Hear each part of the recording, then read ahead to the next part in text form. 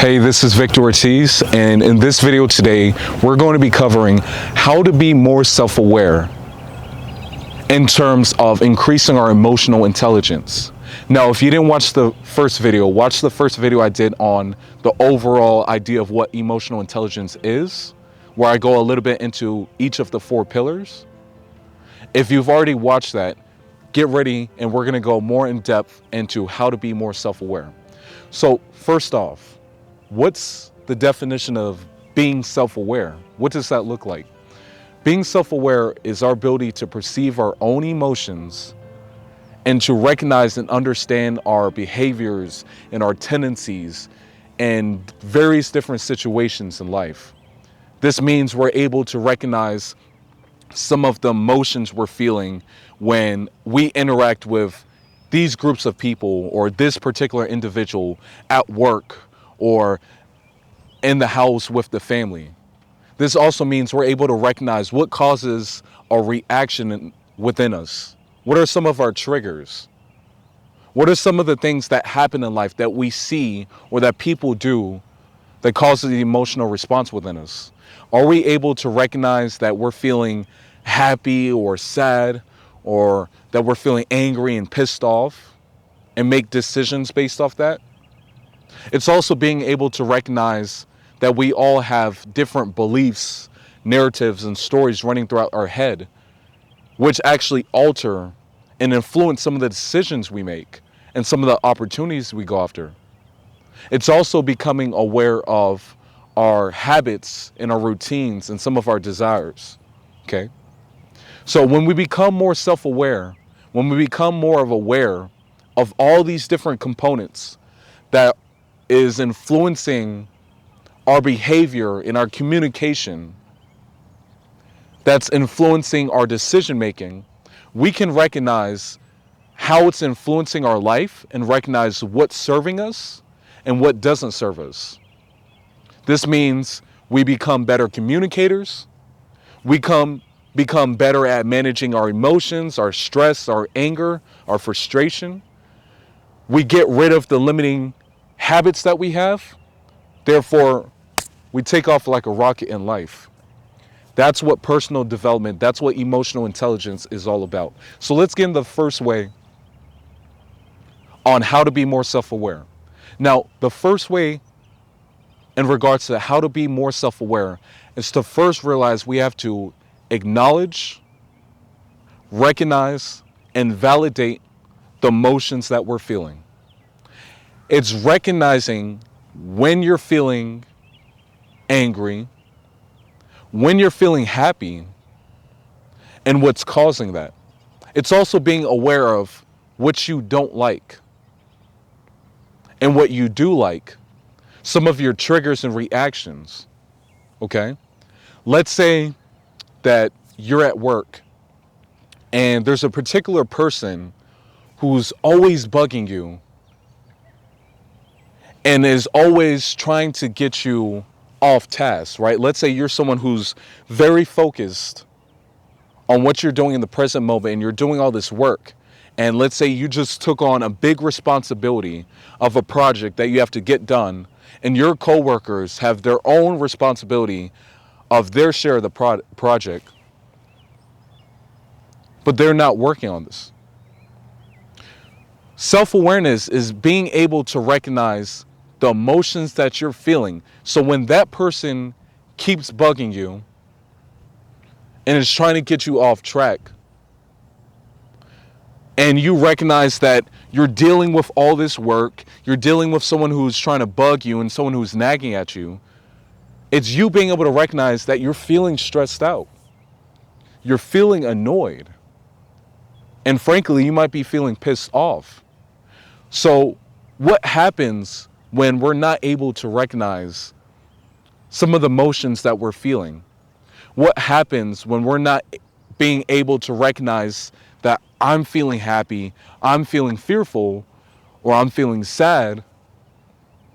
What happens when you don't recognize these emotions is you end up making decisions or saying things or doing things or not doing things based off those emotions.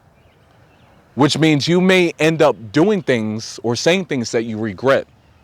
What we have to understand in terms of our self-awareness and recognizing our own emotions and triggers is that how we feel in terms of our emotions usually dictates some of the decision making we have in everyday life.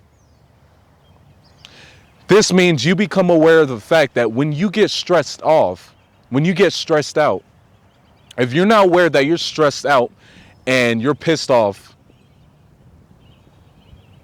and one of your friends calls you up and they're talking about something they've been working on, and they just keep talking about it, but you're trying to listen to it, but you're so stressed off that you kind of don't even pay attention to them, and you're not even listening to them. We have to recognize that when we're not aware of our emotions, sometimes it leashes off in our behavior, in our communication with others, right? You have to recognize, if you're not aware of how you're feeling in the moment, you're not going to make decisions that you would have made if you were feeling aligned, if you had time to cool off. It's probably not the best time to make decisions on where you should be moving or what vacation you want to take during the summer if you're currently feeling pissed off, right? It's probably not going to be the right time or the right place for anyone to talk to you about that, for your spouse to say, hey, guess what? I got some more information on the house we've been looking at. Why? You're probably not going to listen. You might get annoyed and irritated because you're still playing the scenario that just happened in your head. So when it comes to our self-awareness, we have to realize that we have to feel and recognize our emotions and our trigger, because it has influence over our behavior and our communication and our decision making. Okay? Now, the next thing to realize is that we all have various narratives, stories, ideas, perceptions playing out in our head that's also influencing our decision making, right? I noticed in my own experience that a couple years ago, I had this belief that was limiting me at the time, where I wasn't fully going in on what I was passionate about and what I cared about and expressing that and just going full force with it, because I had the limiting belief. But I wasn't able to recognize that until I started practicing self-awareness. So in my own experience a couple years ago, I was putting a lot of time, attention, and energy into the business I was working on at the time. Okay, a couple years ago, I was lending web design and marketing services to local business and different family members, and I was helping people. I was making websites for people. I was running people's social media accounts. And I was doing this based off the belief that if I didn't continue to work on this marketing business and transform it into something bigger, that I wouldn't end up being successful and that I wouldn't end up being fulfilled. Even though it wasn't something that made me happy. So I had this limiting belief that caused me to spend all this time and energy focusing on this business. And it ended up causing me not to put enough time into my study, some of the books that I was reading, some of the courses I was taking. When I became aware of the fact that I had this belief, I stopped putting all this attention and energy into it, and I started taking that energy and time and investing into what I cared about. I started taking more courses upon the different things I was learning about. I started reading a lot more books. I started reading, watching a lot more material on everything I was passionate about and interested about. Okay? So when you become aware of some of the narratives and beliefs you have, you can recognize what's serving you and what doesn't serve you. Maybe in your situation, maybe you have a belief that, people talk about this, that money is evil.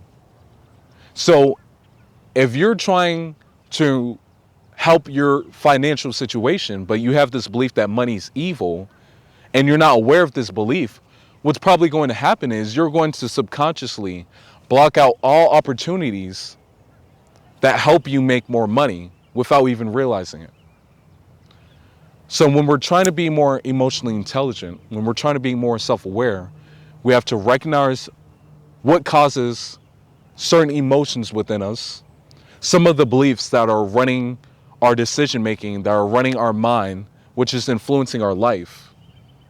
And the third thing to realize on how to be more self-aware is to recognize that we all have habits and routines and even desires and motivations for doing things that we may be unconscious of. Okay?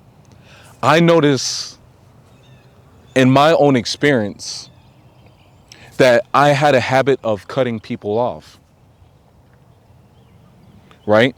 I noticed that when I would communicate with my girlfriend or with some of my friends and family members, I noticed that when we're having a conversation that I liked or that I cared about, I ended up putting too much input and I ended up cutting people off in the middle of them talking because I was trying to get more in. And it wasn't that I didn't care about what they had to say, but I was just so enthusiastic about the conversation, the topic at hand, that I just kept butting in. So what can happen in a scenario like this when you're not aware of your habits, you may end up experiencing and living some of those habits out with other people at times where it doesn't do you justice, right? Let's say I was still unaware of that habit, and let's say I'm in the process of an interview for a new job opportunity I had, and I go in there and we're in the interview, but this person's asked me questions and I'm still giving them answers, and when they're asking me new questions, I'm still cutting them off. How is that person going to perceive me? They're probably not going to think that I'm fit for the job and that I'm a great communicator. They're probably going to think that I'm not great at customer service. So that can limit me when it comes to my opportunities and my job in the field of my career. Also, if we're trying to figure out how we can have better relationships, if I was to keep that habit of cutting people off, which I would sometimes do, with my girlfriend, she can interpret that also that I'm not a great communicator, or he doesn't care what I have to say because he keeps cutting me off. And, she might even get stressed out or annoyed because of that. So it's important to recognize some of the habits and routines we have. Maybe you recognize that you have a habit or a routine of spending too much money going out to eat. Or maybe, you're overeating too much, or you're eating the wrong foods. You have a habit of eating unhealthy food. Maybe you realize you have a habit of spending too much time on leisure activities and not enough time focusing on your work, your career, your craft, your hobby, your passion. You don't spend enough time educating yourself on your studies. And so when you're unaware of that habit, what's going to happen is you're putting so much time and energy invested into things that are not serving you, that down the line, a couple weeks later, a couple months later, or a couple years later, you realize you've only made this much progress because you've been so unaware of the habits and your routines you have. Okay? So this is why it's important when it comes to our self-awareness and emotional intelligence to recognize that all these different components affect our behavior, affect, the decisions we make in life, affect our communication. And all of this affects the type of life we have. So if we want to have better relationships, if we want to be a better communicator, if we want to be better at managing our stress and our anger and our different emotions, we have to recognize that we all have different emotions that we feel. We have things that trigger us. We also have perspectives and ways of seeing things and stories that's running our mind that's causing us to take action in certain areas, or is causing us to make a lack of decision in certain areas. It's also becoming aware of our habits and our routines that run our life. So if you enjoyed this video, I'll be making another video in addition to this one, which comes right after self-awareness. We're going to be talking about self-management. Okay?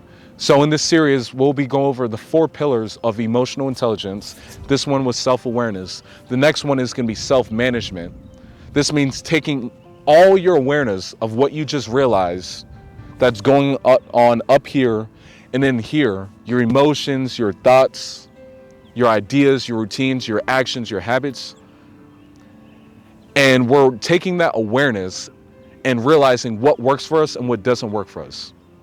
So if you enjoyed this video, leave a comment about what resonated with you, and I'll see you in the next video. Thank you.